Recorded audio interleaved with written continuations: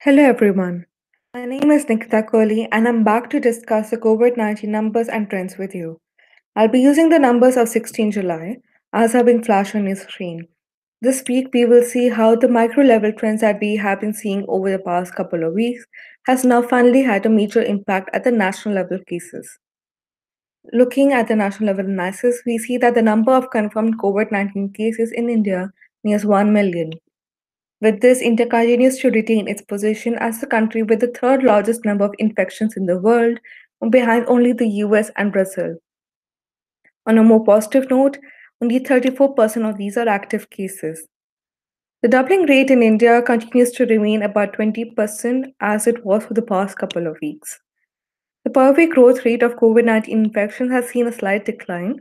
However, when we look at the past 2 weeks together, there's an increase of almost 70% increase in infections.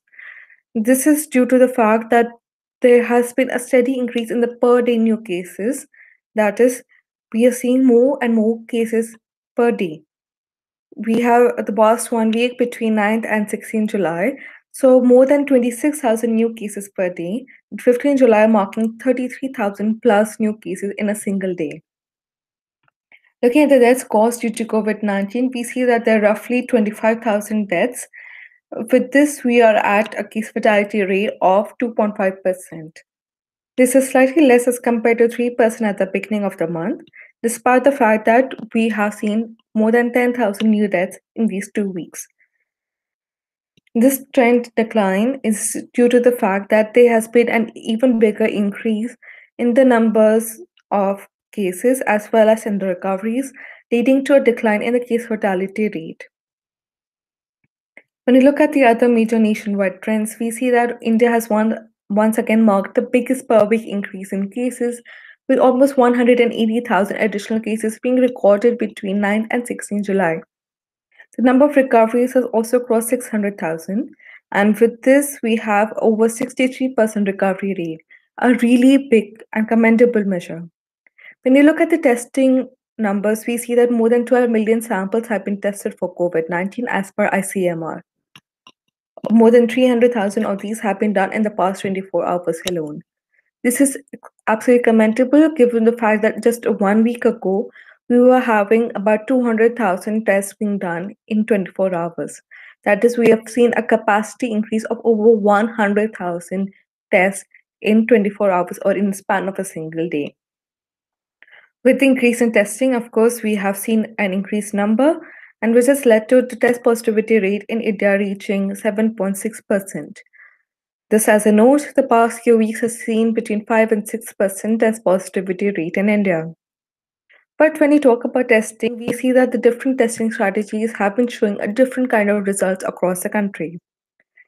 States like Delhi and Tamil Nadu, which saw a massive increase in testing strategy where they were trying to look at every person in the states, especially in Delhi and in Chennai, the capital of Tamil Nadu, we saw a certain spurt of cases.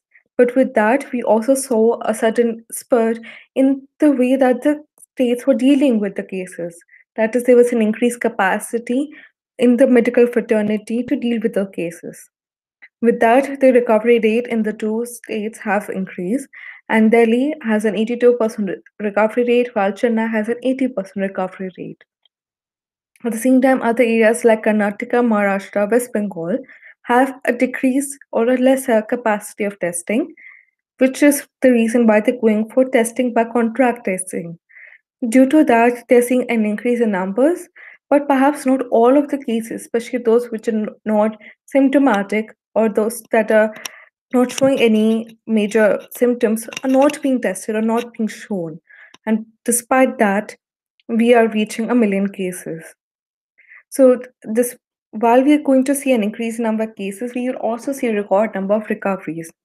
The stretching of the curve that we will see, that is, some areas will see an increase in cases while others will see a decline, will lead to a renewal of restrictions in certain states and certain cities in the coming weeks.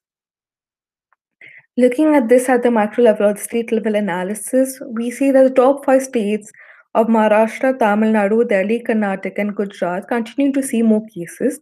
Despite that, they are now contributing to roughly 65% of all COVID-19 cases in India. In a similar vein, the nine major metro cities of Delhi, Mumbai, Chennai, Pune, Hyderabad, Ahmedabad, Bengaluru, Kolkata, and Gurgaon continue to contribute roughly 45% of all cases in India. This is a decline, especially when we note that all these five states used to contribute to roughly 70% of all COVID cases in India, and the nine metro cities about 50% plus. Where these states and these metros have declined in the caseload, it has been taken up at other places. States that saw an increased number of internal migrants return over the past few months continue to see negative trends. That is Uttar Pradesh, West Bengal, Bihar, Odisha, Andhra Pradesh, Telangana. These states are now seeing an increase in cases. Andhra Pradesh, for instance, in these 2 weeks of July, has seen an 142% increase in cases, while Bihar saw a drastic 115% increase in infection in these 2 weeks. As can be seen from figure 6, Karnataka continues to perform poorly. It has 60% active cases and about less than 40% recoveries. Half of all its cases are from its capital, Bengaluru, and the state continues to see more than 2,000 additional cases per day, the single day rise of 15 July having more than 3,000 new cases. On the other hand, other states which were doing pretty bad, such as Delhi, has not started to do remarkably well as compared to status a month ago. That is between 16 June and 16 July. Its active cases have declined from about 60% to 15%, and its recovery rate has shot up from less than 40% to over 80% in this 1 month. Capital has really managed to turn things around and has also seen a decline in the numbers of per day new cases.